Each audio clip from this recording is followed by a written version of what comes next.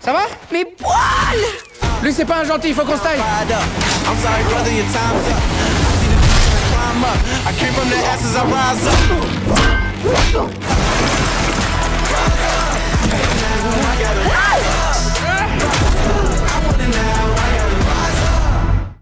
Bonjour à tous, c'est Valentin, le Home Cinéman, et je suis en compagnie de Loïc. Bonjour Loïc. Salut. On va parler aujourd'hui de Chien et Chat, de Rim Kersi.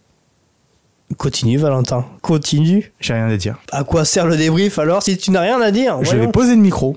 Donc ce film nous a été présenté via des bandes annonces il y a déjà quelques mois, et dès le début, Valentin m'a dit c'est dégueulasse. Et j'ai forcé pour qu'on puisse le voir. On l'a vu en avant-première, la chance ou la malchance, je ne sais pas, mais on a pu le voir en avant-première et bah finalement le chat dans Argyle n'était pas si mal que ça.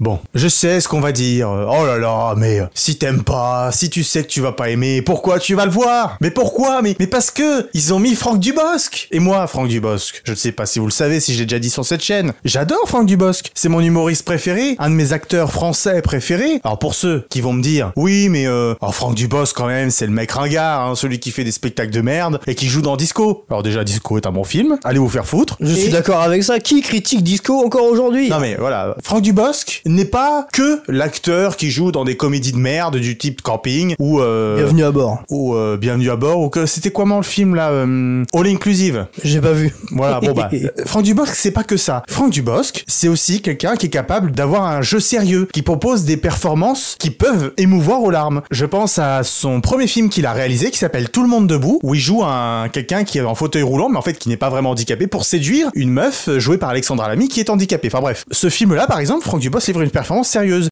Je ne suis pas, entre guillemets, doué d'avance. Je n'ai pas un don pour faire ce métier, de réaliser, de jouer la comédie. Je n'ai pas ce don, je ne pense pas. Et je sais que pour y arriver, depuis le début, il a fallu que je travaille. Il m'a toujours fallu travailler pour arriver à un résultat. Donc je lâche pas ça, parce que sinon, je pense que celui qui est derrière ce travail n'est pas à sa place là où je suis. Et je défie quiconque de me dire que dans le monde de Nemo, il ne livre pas un doublage magnifique de Marin en fait. Il y a plein de gens qui ne savaient pas que c'était Franck Dubosc, et franchement, qui n'a pas été ému par Marin dans ce film? C'est grâce à la performance de Franck Dubosc au doublage. Et donc, c'est grâce à Franck Dubosc que le film Nemo, pour les Français, est aussi émouvant, parce que c'est le personnage de Marin qui fait passer toute l'émotion dans le film. Je me suis dit, est-ce que je garde ma voix à moi? Et puis en même temps, faut s'effacer derrière le personnage, faut pas qu'on se dise, ah, c'est la voix de Franck Dubosc, faut que mon personnage devienne Marin, et puis c'est tout. Bien, à qui le tour? C'est pas Franck Dubosc, c'est Marin qui parle, c'est le personnage. Donc moi, j'ai pas à ramener mes mots à moi plus que ça. Un tout petit peu, quelques petits changements seulement. Bref, tout ça pour dire que Franck Dubosc, je ne laisserai personne remettre en cause que c'est un bon acteur. Vous allez me dire, voilà, pourquoi tu vas le voir, Chien et Chat, ça a l'air pourri, pourquoi tu vas pas aimer d'avance? Ouais, mais il y a Franck Dubosc. Donc moi, j'y vais pour lui parce que je me suis dit, peut-être qu'il y aura un petit truc à grignoter avec Franck Dubosc. Bon, je prends un engagement solennel. Je le dis à ce micro. Je prends l'engagement solennel en ce qui concerne l'année 2024. Je ne mets plus les pieds au cinéma pour une comédie française. Et s'il y a des bonnes comédies françaises?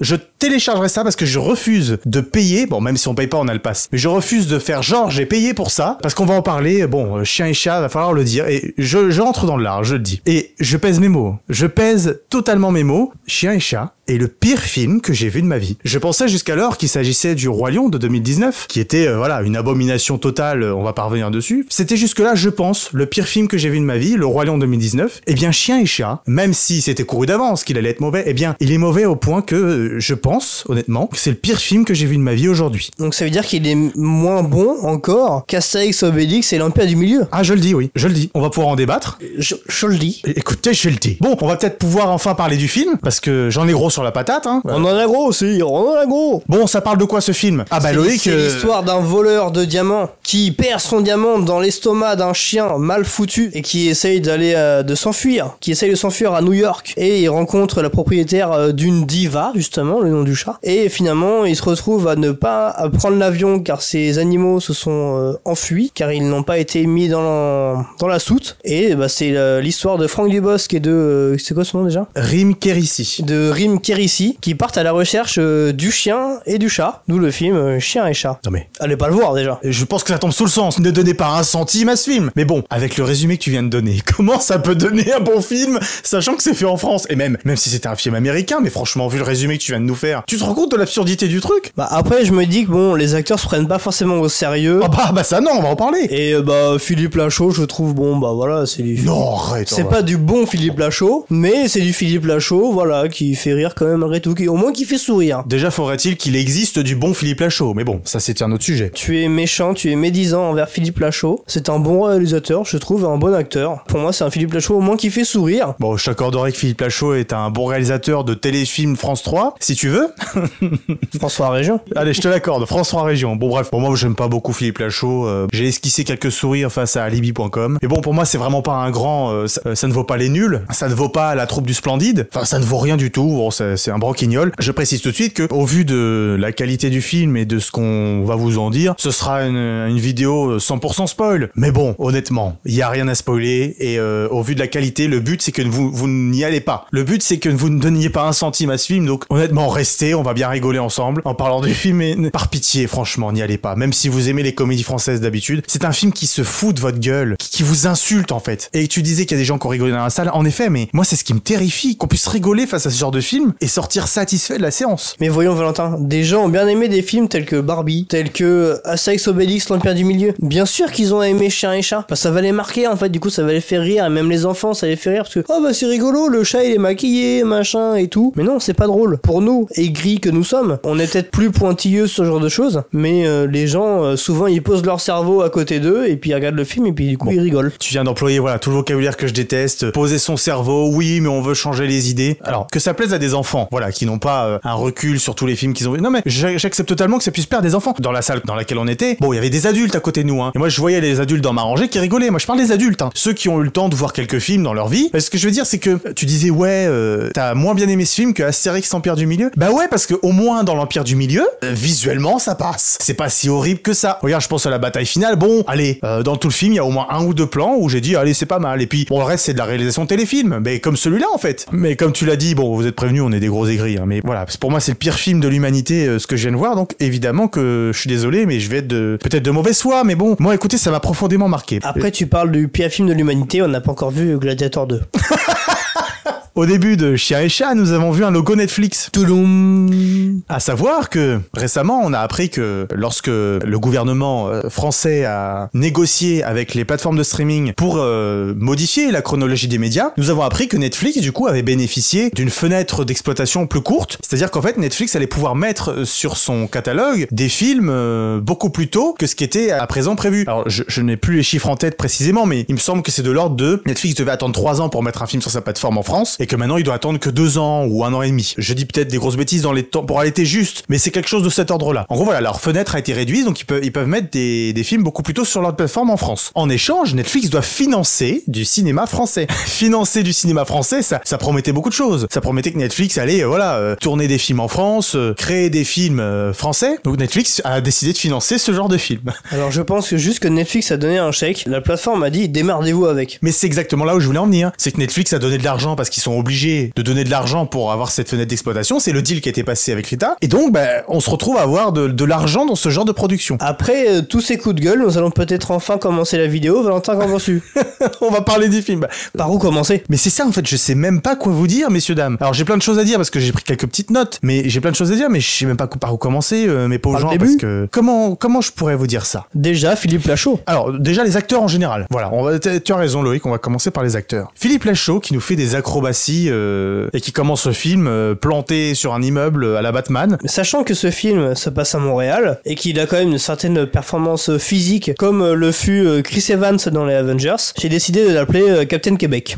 Voilà. Moi, je suis désolé, c'est catastrophique. On va appeler ça un acteur. Franchement, à un moment, il fait même un clin d'œil à la caméra. Il nous fait ses acrobaties, il se prend pour le beau gosse, donc on essaye de le mettre en valeur. Sauf que à chaque moment, il est ridiculisé, donc on veut le montrer en flic badass qui peut faire des choses incroyables. Il se prend des tôles à à tous les instants. Enfin, je veux dire, c'est ridicule. Je pense qu'il est resté dans son personnage de Nicky Larson. Et je pense que, étant un acteur qui a joué ce rôle, justement, dans son film qui est sorti, je ne sais pas, il y a quelques années déjà maintenant, parce que ça fait longtemps, parce qu'on est vieux, vous savez. Voilà, il est resté un peu dans ce rôle-là, en fait, de flic à la cool. C'est sa petite touche d'humour. Ça touche à lui, en tout cas, dans le film. Ça marche pas tant que ça, en fait. La mayonnaise ne prend pas. Il y a aussi, du coup, l'actrice principale, Rim Kérissi, qui est aussi la réalisatrice, qui se prend clairement pour une star. Donc, elle réalise son film et elle se met elle-même comme une meuf super jolie, super fringante. Et donc, du coup, ça en dit beaucoup sur son ego. Donc, elle est détestable, hein. Évidemment, je pense en réalisatrice et en actrice. Elle est pas capable de jouer la tristesse. Je vois Loïc qui fait non avec la tête. Elle est pas capable de jouer la tristesse. Au début, quand elle a perdu son chat, elle est là, oh là là, dis donc. C'est dommage qu'on ait pas une image sous le coude parce que je vous montrerai la scène. Elle baisse les yeux comme une petite ado qui a perdu son téléphone. Enfin, franchement, elle est pas capable de jouer la tristesse. Et pour provoquer ne serait-ce qu'une petite réaction chez le spectateur, elle est obligée de se foutre à poil. Franchement, c'est ça le niveau des acteurs français aujourd'hui? Non, mais l'actrice Valentin... Elle est pas capable de jouer la tristesse. Mais elle est pas triste, elle est en colère. Elle a pas embarqué son chat non plus. Elle veut le retrouver, c'est tout. Elle est inquiète, elle est pas forcément triste. Quand elle est dans l'aéroport, là, et qu'on lui dit qu'elle a perdu son chat, tu sais, elle baisse la tête et puis elle fait des yeux elle doit jouer la tristesse. Elle n'y arrive pas, c'est pas crédible. Je prends cet exemple, mais en fait, elle ne sait jouer rien d'autre que la cruche. Quand tu dis qu'elle se met à poil, justement, ça fait penser un petit peu au film OSS 117, car justement, elle a joué dedans en tant que personnage de Carlotta. Bon, après, est-ce que c'était obligé? Je ne sais pas. Mais bon, c'était pour le plaisir des policiers québécois, surtout. C'est ridicule, en fait. Je comprends pas comment on peut défendre ça. Que la meuf soit obligée de se foutre à poil dans son propre film pour provoquer ne serait-ce qu'une petite réaction chez le spectateur. Bon, je trouve ça pathétique, quoi. T'es obligé de te mettre à poil. T'es dans un film qui, on va le revenir, essaye de criticouiller, les influenceuses Instagram. Ça en dit long sur la profondeur du message de la dame, hein. Moi, ce que je trouve quand même drôle, c'est que quelqu'un qui se met à poil dans un film qui s'appelle Chien et Chat. Voilà, je m'arrête là-dessus. Parlons aussi de l'horreur absolue qui m'a hérissé les poils, c'est le cas de le dire, pendant toute la séance. Inès Reg, qui doit jouer doubler le personnage, entre parenthèses, de Diva, le chat. Et Artus, qui fait le doublage de Chichi. Alors, c'est tout aussi catastrophique, mais moi, ce qui m'a vraiment beaucoup marqué, c'est Inès Reg. Je vous remets immédiatement le passage de la bande-annonce. En fait, je suis pas grosse, en fait. Ça s'appelle pulpeuse. En fait, ça s'appelle être totalement dans son temps. Ça s'appelle être bonne, en fait. Voilà, donc vous pouvez entendre suite à ça la qualité de doublage exemplaire de la dame. J'ai même pas les mots pour vous le dire. J'espère que vous vous rendez compte après ce que vous venez d'entendre et d'imaginer ça sur 1h30 que ce n'est pas de la qualité quand même. Qui peut dire que c'est un bon doublage à la sortie de ce film? C'était long. C'est pas de la charcuterie, ça. Ça, c'est de la merde. C'est pas de la charcuterie, ça, c'est de la merde. Alors que ça, c'est bon. Elle est pas faite pour jouer la comédie. Alors déjà, sa qualité d'humoriste est discutable, mais en tout cas le doublage, faut arrêter immédiatement. C'est tout un art le doublage et c'est pas donné à tout le monde. C'est pour ça que justement que tu notais au tout début de la vidéo que Franck Dubosc était un très bon acteur, ou même en tant que doubleur finalement avec Marin. Donc peut-être que ils sont débutants, mais c'est tout un art et c'était peut-être pas les bonnes personnes. Tu dis peut-être, moi je dis c'est pas les bonnes personnes.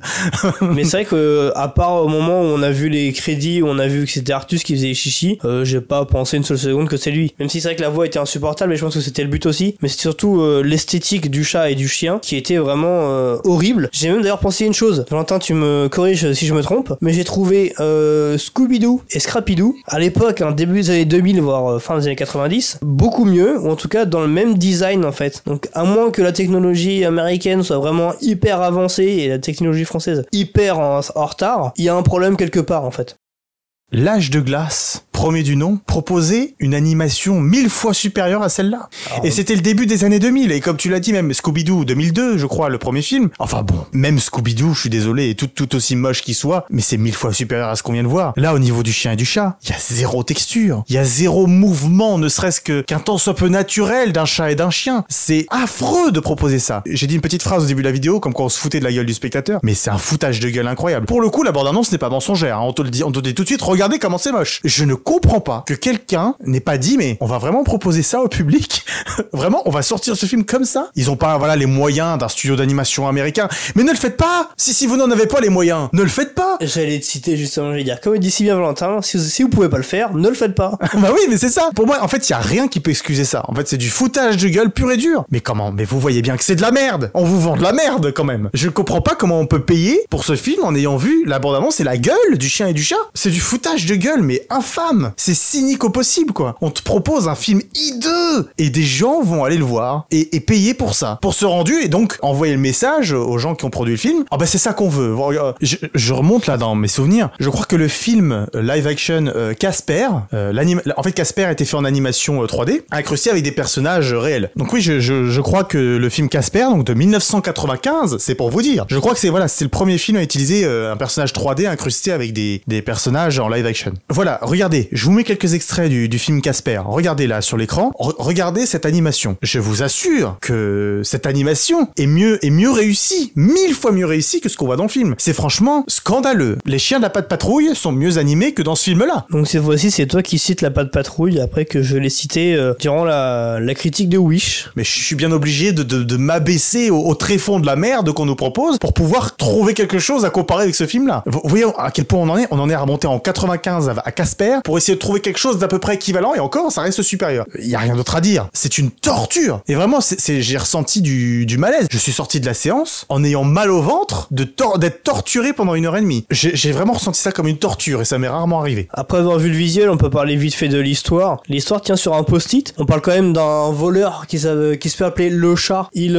vit son aventure avec une maîtresse de chat, et ont un débat même pendant le film sur ouais, les chiens sont mieux, non, c'est les chats, machin. J'ai l'impression que c'était juste pour mettre de l'huile sur le feu entre les personnes qui préfèrent les chiens aux chats et inversement. Enfin, on a autre chose à foutre que d'avoir un message comme ça, quoi. Tu prends le film pour beaucoup plus intelligent qu'il n'est. On parle du tréfonds de la merde là, donc accorder de l'importance à ce genre de film qui ne t'en accorde même pas à toi, spectateur. Bon, tu sais que le scénario tenait sur un post-it. Il y a de très bons films, des chefs-d'œuvre qui tiennent sur des post-it. Donc le problème, c'est pas que le scénario reste sur un post-it, c'est tout ce qu'il y a autour, les dialogues. J'ai noté, là, j'ai sous les yeux, j'ai pris des notes. Sous les yeux, là, j'ai un dialogue. C'est concernant où le chien il porte une couche. Ça, c'est vous dire le niveau. Le chien porte une couche. Et... Ouais, mais t'as pas le contexte pourquoi il porte une couche, Valentin. Voyons. On s'en branle du contexte. Enfin non, on s'en fout. Le chien il porte une putain de couche. Le chat qui lui dit tu peux pas garder la couche. Et le chien qui dit mais si je peux. Et le chat qui lui dit non tu ne peux pas. Le chien il lui répond si je peux garder la couche. Et je vous promets que ce sont les dialogues mot pour mot. Je les ai écrits mot pour mot. Hein. C'est vous dire le niveau du dialogue. Vous voyez le dialogue dans ce film c'est ah si tu peux. Ah non je peux pas. Ah si tu peux. Hein. Ah non je peux pas. Et ça pendant 5-6 fois. Autre dialogue qui m'a alors sidéré, que j'ai renoté aussi mot pour mot. Un personnage qui dit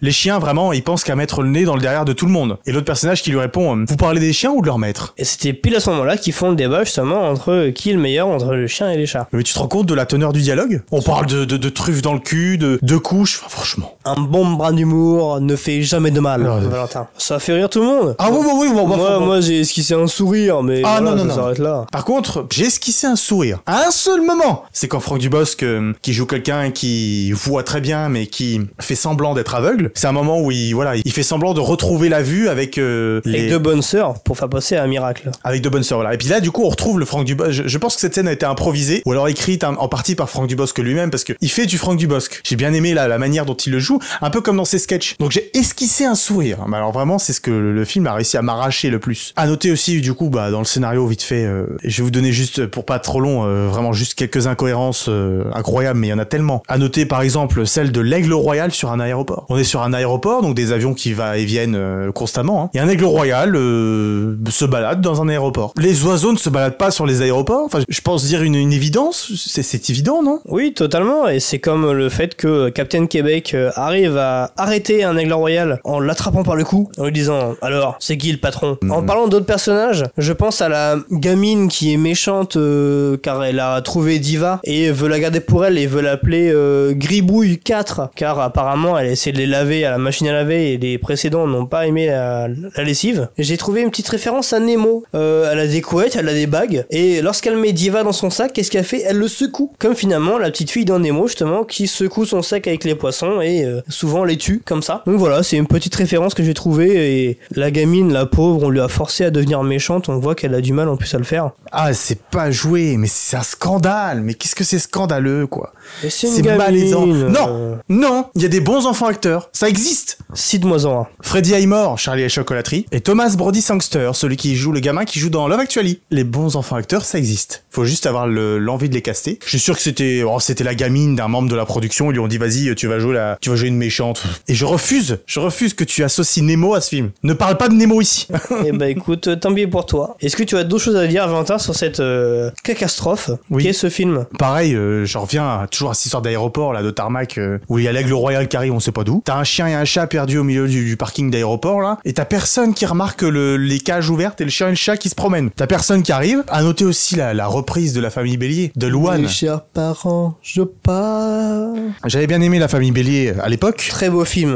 Les reprises de Louane m'avaient beaucoup ému. Je trouve ça scandaleux qu'on reprenne ça à la volée dans un film comme ça. Que dire de plus? Que du négatif, à part que si vous n'allez pas voir ce film, vous allez faire des économies. Et ça, c'est positif. Allez voir d'autres films. Argyle en vaut le coup. Iron Claw aussi en vaut le coup. Alors, pour conclure, Loïc, qu'auras-tu à dire sur ce film Comme je viens de le dire, n'allez pas voir ce film, vraiment, sauf si vous voulez passer... c'est combien de temps le film déjà, la durée? 1h30. Donc voilà, sauf si vous voulez passer 1h30 de votre temps à rien faire, en fait, à poser votre cerveau et à essayer de joindre les fils pour qu'ils se connectent. Voilà, si vous avez des enfants, emmenez-les. Ça leur fera peut-être plaisir, même des petits cousins, des petits frères, etc. Mais vous, je pense pas que vous allez passer un bon moment. Bon courage à vous si vous allez le voir. Et au pire, n'allez pas le voir. Attendez d'aller voir un bon film au cinéma, car ce n'est pas le cas de ce film. J'irai plus loin, du coup, en disant que c'est une atrocité sans nom, c'est une torture visuelle, sonore, un monumental étron comme j'en ai rarement vu, et je réfute tout argument en disant oui, mais dans ce genre de film, on veut juste se changer les idées. Vous pouvez vous changer les idées et poser votre cerveau devant des films qui ne vous prennent pas pour des cons. Il y a un minimum d'exigence à avoir. Je parle encore une fois des adultes, pas des enfants qui vont voir ce film et qui n'ont pas de recul. Il faut avoir un minimum d'esprit critique, un minimum d'exigence. Il y a un minimum à exiger devant un film. Il faut que les gens qui disent ouais, on va juste poser notre cerveau, se disent écoutez, oui, je suis là pour me divertir, j'en attends pas des 1000 et des 100, mais quand on voit ce genre de film, de dire écoutez, là j'exige un minimum, tu vois. Moi, je suis incapable de comprendre comment on peut rigoler devant ce film, comment on peut passer un bon moment, parce que quand je disais c'est le pire film que j'ai vu de ma vie, c'est vraiment parce qu'il y a absolument rien à proposer. Écoutez, évidemment, n'allez pas voir le film, c'est une atrocité, n'allez pas le voir, je vous en supplie. Je refuse que les gens qui ont fait le film, qui ont cautionné ce qu'on nous a présenté au public, reçoivent quelconque entrée au cinéma en France. Bon, voilà, je refuse qu'on donne un centime à ce film. Voilà, c'en était tout pour aujourd'hui. Désolé si on a été insupportable, si j'ai été insupportable surtout. Mais franchement, quand vous venez de voir le film que vous détestez le plus de votre vie, je pense que n'importe qui serait insupportable. Donc désolé si j'ai été un petit peu dans l'excès. J'en suis navré. Je pense que les gens ont l'habitude maintenant.